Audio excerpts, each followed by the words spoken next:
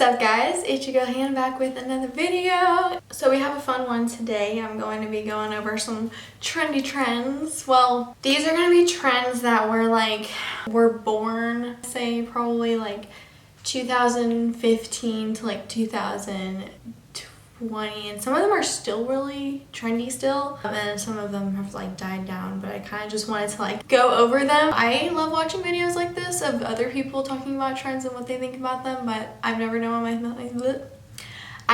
myself. So I'm gonna dip my toes into the pool of trend discussions. I'm definitely one of those people that I don't care if it's like in style or like on trend. I'm just gonna wear whatever I love. So that's fully what I expect from other people. So like, I want to put a disclaimer that I'm not trying to like come for anyone's style or trends or anything like that. I'm just kind of giving my own personal take on things, because I think fashion is just one of those things. It's fun and it's a way to express yourself, and it's just fun. That's just it. So, and I did get this video inspo from Alexa Sunshine 83. Love her channel, by the way. Definitely recommend if y'all don't already watch her. I believe she got her video idea from Lainey, it's Lainey Ozark, who's also awesome fashion channel. I get too excited and then things come out weird, sorry. And I have a whole list of the trends I'm gonna go through and kind of, yeah, give you my take on them. You guys, we do have a sponsor for today's video, so I'm going to have to take a second and thank the sponsor of today's video, which is Dossier.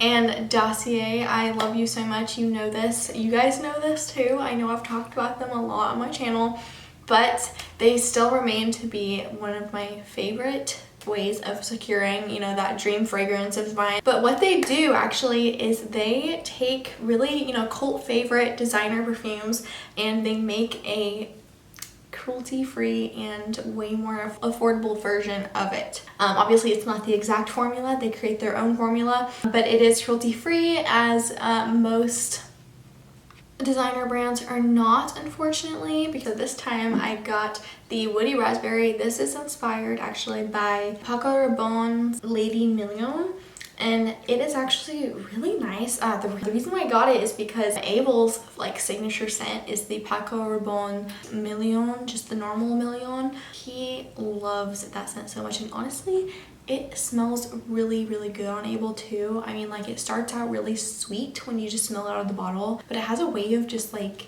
I don't know, it just smells really nice on Abel. Like after like the day goes by and everything, it's like smells like its own kind of scent, which I love. But so I wanted to try the ladies version of that, and it is very nice. I like it because it's very refreshing. Actually, it's super pretty. It's a really elegant, soft, but also it does have that woody element to it, you know. It has base notes of patchouli, amber, and honey, and the top notes are raspberry, neroli, and lemon. Then I also, you guys, got the fruity almond. Fruity almond is actually Catalina Herrera, Good Girl, you know, inspired by that one. That is one that we have at Ulta, and I always smell it, and I wanted to cop the Dossier one and see how close. And it's crazy, they always shock me with how literally eerily like similar it is. I'm like, it's crazy that it is not the same formula because it smells the exact same. It is also an awesome way to save money on that fragrance that you really like. These are 50 milliliter bottles for like $25 or something like that, like $30. When you go and you buy a 50 milliliter or 1.7 fluid ounce bottle is usually going for like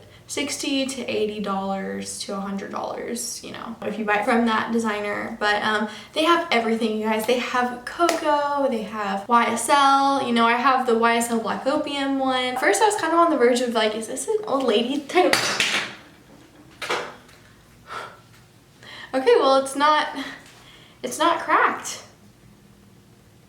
So it's nice thick glass too. I didn't even know that until now. I've never dropped one on my hardwood floors. I was really scared there for a second. Thank you so much, Dossier. Guys, definitely check them out down below. Alright, and let's dive into this video. The first trend I want to talk about is oversized button-ups. I love them. I have so many oversized button-ups.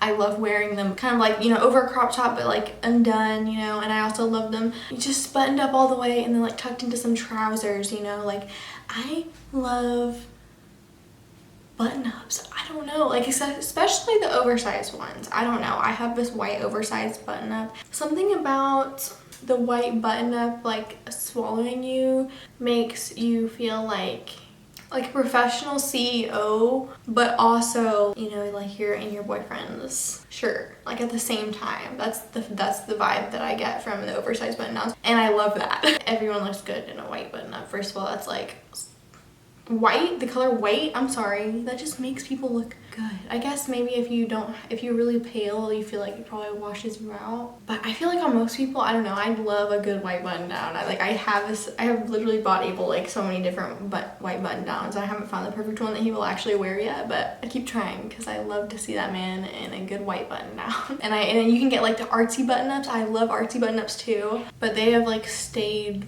pretty trendy, I think. Okay, the next one is mom jeans. You can't take mom jeans from me. It's so funny. I think that mom jeans are phasing out right now, but I think they're kind of are. Like, they're gonna come back. Like, they have to. They're so... Like, I still have this pair of mom jeans that I will wear, and I still get compliments on them. I don't know if that means it's just trendy. But I have like this specific one pair of jeans that I will never stop wearing. They are definitely a staple of my closet, you know, and I definitely thrifted them at some curated thrift store that, you know, cost me way too much money because they're like actually nice vintage denim. Those are the type of things that like I only buy knowing that it will be a staple. But I love my mom jeans, and you can't take that from me. Oh, sorry. Puffy sleeves, let's do that. So honestly, okay, I love puffy sleeves on other people. When my sister Kendall, when she wears puffy sleeves, she looks so cute in them. And I love that for her. I love that for her, but I think you know where I'm going with this. Me, not so much. I don't know. I'm just in my opinion, and I've had people be like, oh, it looks so cute. Bitch, no, I will not be caught dead wearing puffy sleeves. I don't know what it is. See, I'm more of a what's it called, like shoulder pad girl. You know, like I like the blazers with like the shoulder pads and like you look like nice and square shouldered up. I don't know, I think that look is very appealing, and just especially on a woman, I think it's so hot and like very androgynous. Like I love androgynous looks. So I feel like honestly I've always felt like I have like bulkier like shoulders and arms in general, so I've always been wanting to not draw attention. I guess that's probably why I don't like them. High-rise Bermuda shorts. So the high-rise Bermuda shorts, it's kind of like a puffy shirt sleeve thing where I agree with it on other people and other body types, but something about my body, like it's like something, I feel like my hips are already kind of narrow to where it just makes my whole body just look like a rectangle. I just like something that will like show the shape of my legs, and like Bermuda shorts, the cut is like, I can't. Listen, I had my time with Bermuda shorts. Not high-rise ones, but like when I was in like 6th grade, 7th grade, and like God forbid, I think I turned against them in 7th grade because I was like, these are not it. I specifically remember being like, you know what, I think I'm over these. And I think that was like one of the best decisions I've ever made in my childhood. It was like the Abercrombie ones, like the tight ones, like the tight jean Bermuda shorts.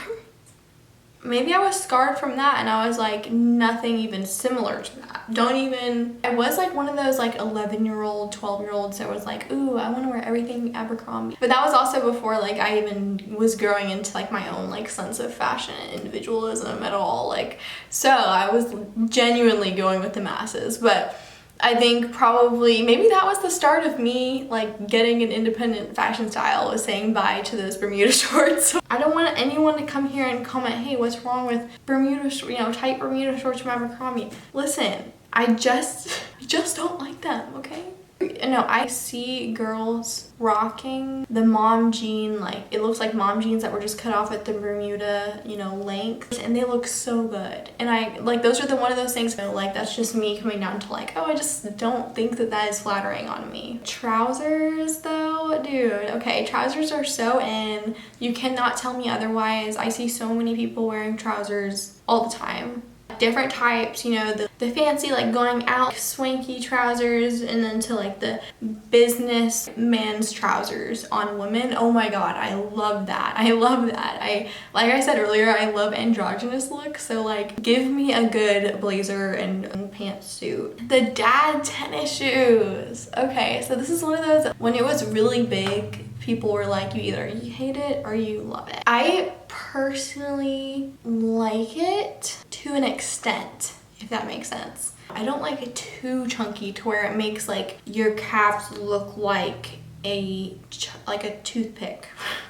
You know, does that make sense? I like it to be a certain chunkiness to where, you know, it's noticeable to be like, oh, that's a chunky ass tennis shoe. I like that. But I don't like it to where it's like from far away, it looks like you're walking on 2 bowling balls, like stuck to your feet. I honestly wish I had some right now to show y'all, but I did have to give mine away because they were thrifted already, and then I had them for 3 years, and then literally the sole of the bottom of them like started coming off. But they were like really chunky vintage New Balances, and I freaking loved those, honestly, until like I remember like realizing that you could see the bottom of them like coming down, like coming apart. The shiny pants, dude. The shiny pants. I love the shiny pants. You can't take those from me either. And I know that they're fine, like we're probably like phasing out.